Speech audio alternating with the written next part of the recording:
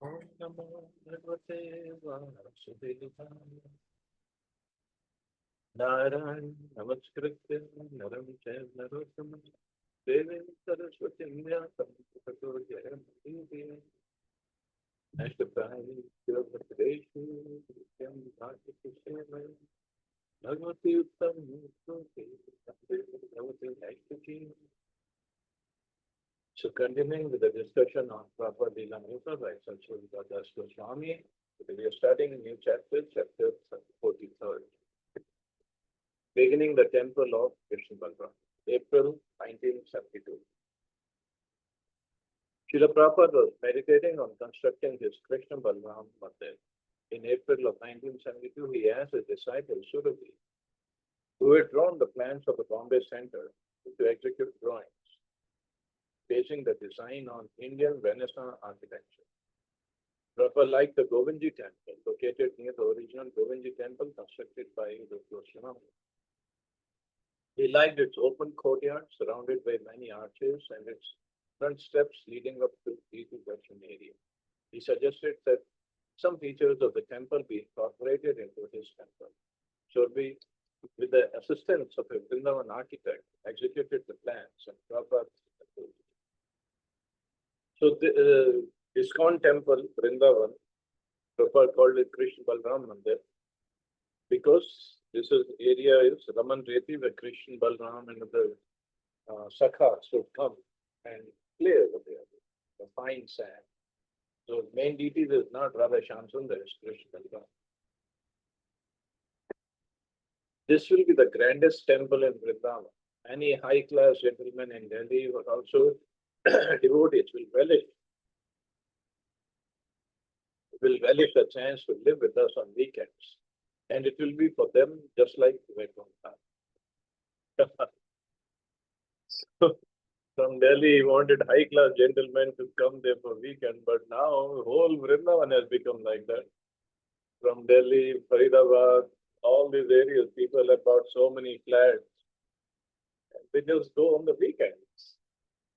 And not just for ISKCON, but they also go for Bihariji Mandir or Prem Mandir. It's so crowded over the weekends. You must construct something wonderful. Otherwise, it will be a discredit to you American boys. That will resolve the position of America and India. And this Vrindavan project is one of the most important of ours in ISKCON. Although Gurudas had been careful to keep in touch with Prabhupada in May, he had neglected certain important matters in Vrindavan, such as digging a well and getting city approval, things Prabhupada repeatedly asked him. In summer of 1972, Prabhupada wrote, "From the beginning, I said I simply wanted the temple built in Vrindavan, just like Govindji's temple, and there have been so many letters, but that has not been done. Never mind, now I like that plan of Surabhi." 2 weeks later, Prabhupada again wrote Gurudas, the same thing. "I want a temple like Govindji. Is it so difficult that for the last 6 months you have consulted so many engineers? Any ordinary engineer could draw up the papers and get it passed. There has been so much unnecessary correspondence. To build a temple in Vrindavan should not be so difficult," Prabhupada thought, and he became impatient with the delays. Concerned that the devotees and architects not making the building too costly, he said that they should go ahead with the plans he had approved, even if the building were to be a little cheaper than in the original plan. He was concerned that a competent disciple oversee the work so that ISKCON didn't get cheated. As early as April of 1972, Prabhupada had asked that the deities of Vrindavan be Krishna and Balram. Krishna may be black, Balram or white, and the pose in the back of the Back to Godhead magazine is very nice. He asked that a sign be put out front announcing Sri Krishna Balram Mandir. One reason Prabhupada chose Krishna Balram as a presiding deity was that most of the Vrindavan temples were of Radha and Krishna. ISKCON temple would be unique in Vrindavan. Another reason was that the ISKCON land was located in Raman Reti, an area of forest and soft sands, where Krishna and Balram had enjoyed their childhood pastimes 5,000 years ago.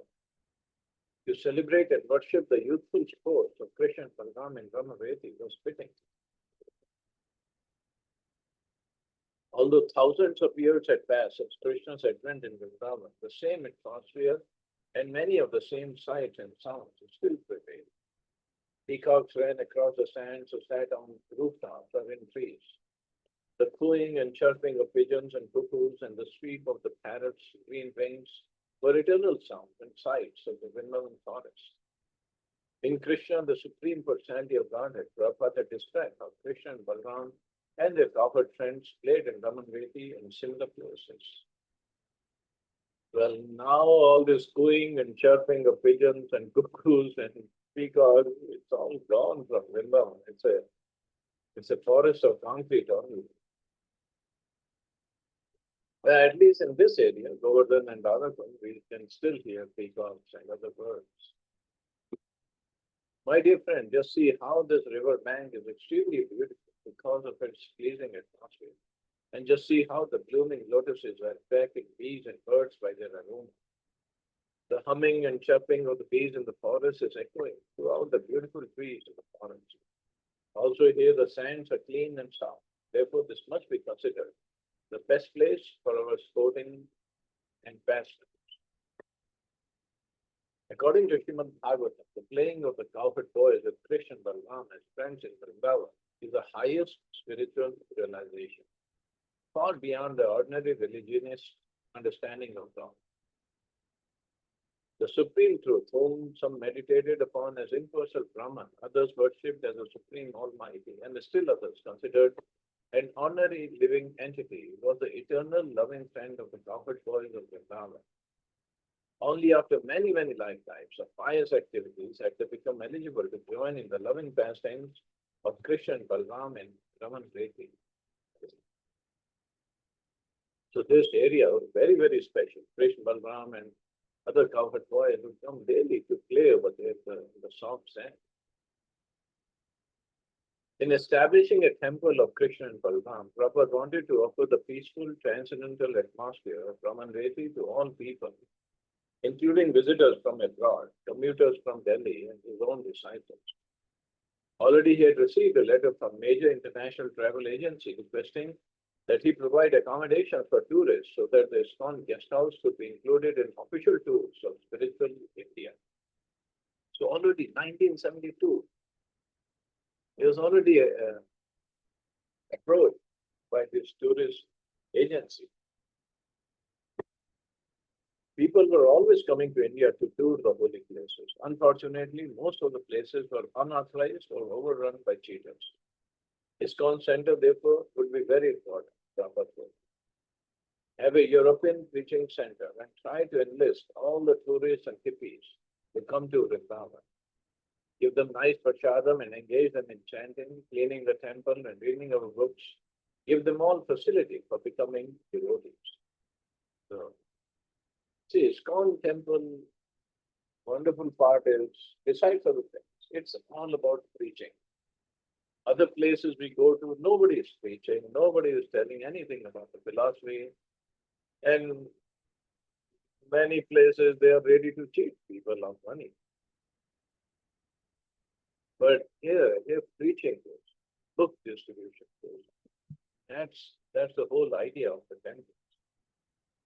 There was another particular significance in Prabhupada choosing Krishna and Balaram as a central object of worship in his Vrindavan temple. Lord Balaram is the first expansion from Lord Krishna, and in his incarnation of Sankarshan, he upholds all the universes. The Vaishnavas therefore worship Balaram for spiritual strength. You can pray to Lord Balaram, Prabhupada said, to help you in your deficiency. As a source of spiritual strength, Lord Balaram is also known as the original spiritual master. So he gives spiritual strength. And Prabhupada said you can pray to help you in your deficiency. Any spiritual deficiency, we can pray to Lord Balaram. As in Prabhupada's other large ISKCON temples, there would be 3 altars, and beside Krishna and Balaram would stand the deities of Lord Chaitanya and Lord Nityananda. Lord Chaitanya is Krishna himself, and Lord Nityananda is Lord Balaram. In fact, the Krishna Balaram Mandir were proclaimed to the world. Lord Nityananda is especially referred to as the Kripa Avatar, the form of God most merciful to the fallen conditioned souls. Thus, the worship of Krishna Balram as Lord Chaitanya and Lord Nityananda would emphasize distributing Krishna consciousness to others. Prabhupada also wanted to install deities of Radha Shyam Sundar along with their two attendant gopis, Lata and Vishal. Srila Prabhupada could not possibly stay full-time in Vrindavan, yet whenever he was away, progress was slow. Gurudas, the temple president, had little money and little expertise in managing finances, but called him damn cheap Babu, a name given by Indians to Westerners who think they have won a damn cheap bargain, although they actually being cheated. Since Prabhupada did not trust his devotees' spending habits, he arranged for a complicated system whereby he would have to approve all ISKCON Vrindavan checks, even while traveling. When Gurudas wanted to spend, Tejas, the Delhi temple president, would come to Vrindavan and approve the expenses. Then a check would be made out and mailed to Prabhupada for his signature. Oh, that is very complicated. When the check returned to Delhi, Tejas would add his own signature and give the check to Gurudas. Although Prabhupada generally preferred not to burden himself managing his temples, he insisted on supervising all spending in Vrindavan, down to the last rupee. But even with such controls, Gurudas would misspend money, taking funds earmarked for construction and using them for other temple purposes, usually getting cheated by the merchants. Yes, that is one thing very common in India. They just like to cheat, especially America, so white people. Even India, they like to cheat Indians also. After Prabhupada's 1972 visit during Kartik, he was away from Vrindavan for an entire year, directing things through correspondence. With the Krishna consciousness movement growing quickly on all continents, he had many places to visit. Still, his three main projects, Bombay, Vrindavan, and Mayapur, were his major subjects of correspondence and his greatest financial investments. One reason he did not come more often to Vrindavan was that Gurudas's letters had been very optimistic, promising a temple opening by Janmashtami 1973. In just less than a year, he wanted to open the temple. Surbi was in charge of the construction and knew well that the work was going too slowly. Yet Gurudas would write to Prabhupada painting a picture of imminent completion of the construction and opening of the mandir. Prabhupada was elegant to hear the good news, and he held Gurudas to his promise, though with reservations. If you can finish the work by Janmashtami next, that would be a great credit for you, and I shall come from any part of the world just to install the deity. But now you must work very, very hard to make good your promise to me. Otherwise, I shall be very disappointed and become very, very angry about you. Prabhupada warned the devotees in Vrindavan that they would have to work diligently, finishing before the monsoon season arrived in June if they were actually to fulfill their promise. But anyone visiting the construction site in Vrindavan would understand that the building would never be finished in time. The temple area consisted of foundation lines and steel rods. Only 3 or 4 devotees were living there, struggling to organize laborers and to obtain funds and building materials. That summer was extremely hot, and each day the devotees were forced to spend the afternoon lying down in their huts, exhausted from the heat. Prices of cement and steel had doubled, yet Prabhupada continued to respond to Gurudas's glowing reports, encouraging him to continue with determination. But Prabhupada could also read between the lines, and he cautioned Gurudas, I simply want to see that the work is being carried on vigorously and the money shall not be used to pay bad bills. The money should simply be used for construction. Talk of a temple opening by Janmashtami gradually disappeared, but Prabhupada did not express his disappointment. Rather, he continued to encourage and push the devotees onward, asking that at least his own room be completed so that when he visited in October of 1973, he would have a place to stay. So his room or his quarters, wonderful place, where when one goes to Vrindavan temple, you can spend some time there chanting. Uh, his bed, his reading desk, his other paraphernalia are kept nicely in the room. And three, four rooms are there. So that area is wonderfully done. When Prabhupada arrived, however, his quarters were far from completion and he had to live for a week in the home of his Vrindavan. He did not remove Guru Das, but he tried to teach him better management and accounting. He also wrote to his India BBC secretary, Kamal Krishna Goswami, to get more funds for the Vrindavan project. So I have arrived here in Vrindavan, but so far the project is concerned. Why the money is so irregular? Tejas reports that in the past 3 months we have sent rupees 5,000 and since then nothing. How will the project go on? Inspired by Prabhupada's presence, the devotees rallied. They held a little festival on the land, erecting a tent and decorating the foundation post with banana trees and flowers. For several evenings, Prabhupada lectured before a crowd of about 50 local people, sitting on folding chairs in between the foundation lines. Prabhupada was determined in his desire. He wanted a temple as much as ever, and the small band of disciples in Vrindavan were convinced of the mission to erect that temple. They knew they were building a temple not merely as their own local project, but as something very important for the whole world. Prabhupada said the next Janmashtami, August 1974, as a new grand opening. Another year, but look at the foundation line means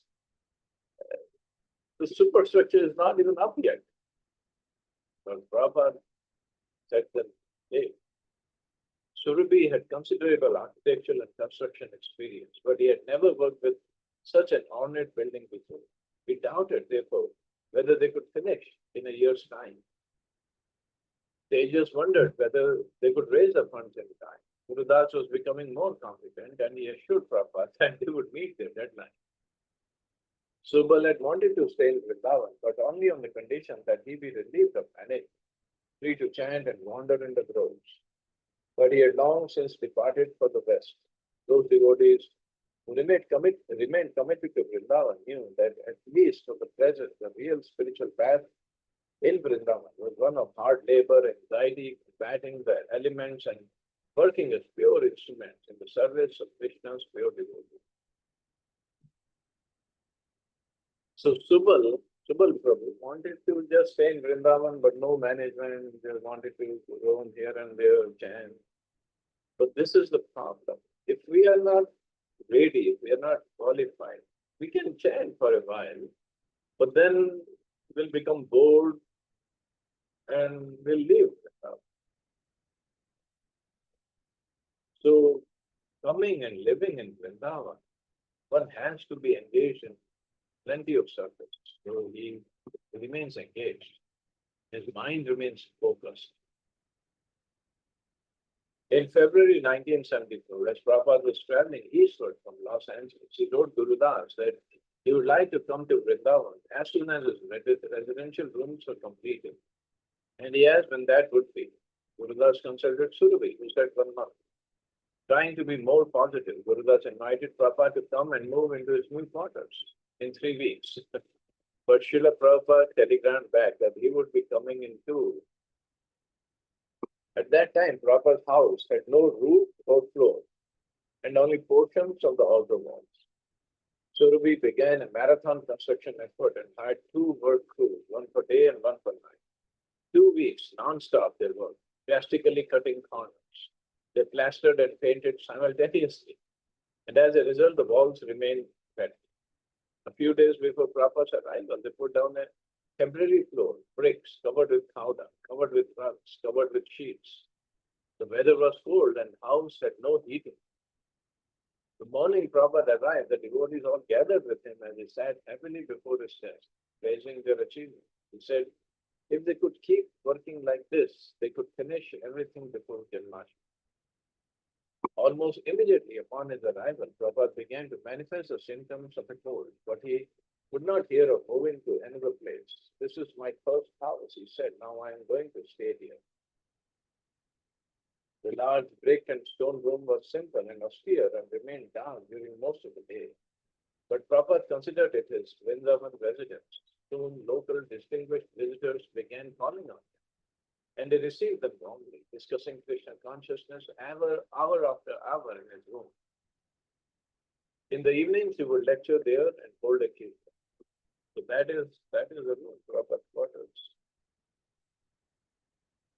And still, I mean, that is, I can seriously, one of my favorite places to chant.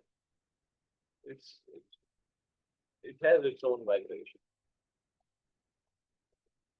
Prabhupada had a problem to face in Vrindavan. Gurudas had informed that Mr. S wanted to take back 50 feet of the donated land, claiming the construction was not going quickly enough, that he had never intended to give the front portion. He was thinking of using it for shops, maybe even a petrol pump. Prabhupada was alarmed. For Mr. S to take back the front part of the property would ruin the temple scheme and make a farce of the gift. What good was land without proper access to it? On further inquiry, Prabhupada learned that Gurudas had not yet received the actual deed. Prabhupada was greatly disturbed, yet he proceeded calmly and intently. Gurudas, he said, should immediately secure the deed from the registrar and construct a high brick wall around the property. Prabhupada's secretary wired Mr. S to was away from Vrindavan. Hare Krishna. Prabhupada now in Vrindavan until the 13th, now settle up front piece as promised. Mr. S fired his reply. Front part of the land will be used for other purposes as decided earlier. Letter follows. Suddenly it seemed that Prabhupada had another Bombay case on his hands. Oh, it would be another problem. Mr. S's action, however, confirmed Prabhupada's urgency for completing the construction. Had the land been already walled and the temple built, there would have been no question of Mr. S's taking the land back. Prabhupada's followers could now see clearly his reasons for pushing them. He had been vigilant, even heavy and critical, but for good reasons. Maya's opposition to Krishna consciousness was always present, so that if the devotees let up for even a moment, they could suffer great losses. The question, why hurry? Why be so anxious to build a temple right away? Should have never been asked. It was a question of the naive, the lazy. As long as a Krishna consciousness movement had no temple in Vrindavan, the threat would exist that there might never be a temple. Prabhupada wrote to a friend in Calcutta. This statement of K has given me much concern. He said, personally to me that under dictation of Srimati Radharani, he has given the land to us in charity. We have invested already lakhs of rupees for constructing a temple, and now if he uses the front portion for other purposes, there will be great damage to the view of the temple. Kindly see Mr. N.S., brother of K, and settle this up.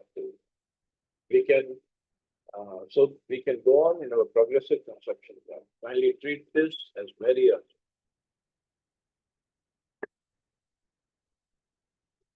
See, another matter. All this, Krishna put some monkey wrench in the project.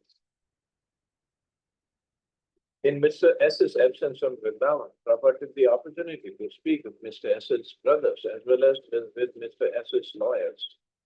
What had been given in the name of Srimati Radharani informed them could not be taken back. Mr. S's associates agreed, at least for the moment, that Mr. S had no substantial position. Meanwhile, the laborers were working quickly to build a 12 feet high wall around the property. It was 4 a.m. Prabhupada sat in the cold darkness with a small desk lamp shining before him. Having risen from the bed at 2 and come into the main room to dictate Shivan Bhagavatam purpose, he now sat silently. He wore a wool knit hat, pulled over his ears, a sweater, and a grey wool chadar around his shoulders. On the other side of the double door sat a servant, peeking in to see what his spiritual master was doing. On Prabhupada's last visit to the United States, he had acquired a new secretary servant, Satswarup Das Goswami, the one who wrote this book. despite the cold Prabhupada's new assistant was happy to be in Vrindavan and so intimately situated close to his spiritual master. Okay, I guess we can stop here. Take the rest tomorrow. See anybody have any questions or comments?